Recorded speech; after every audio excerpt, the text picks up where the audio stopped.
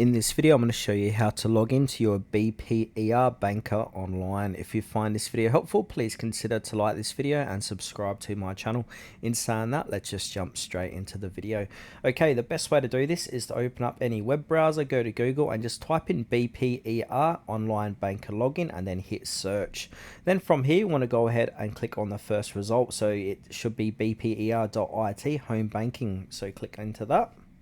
And then go ahead and click on accept. And if you want to translate the page from Italian to English, you can. So you can go in and click on translate. If that doesn't pop up, click on the three dots, click on the translate, and now that's going to translate this to English. And or you can do vice versa, English to Italian, or whatever language you prefer. Then from here, we need to go ahead and click on the sign in button. So I'm just going to click there. Then from here, we can sign into our internet banking, corporate banking, the new corporate banking, private cards, business cards. So depending on where you want to sign into, but if it's just your everyday internet banking, go ahead and click on sign in, and that should redirect us to the sign in page.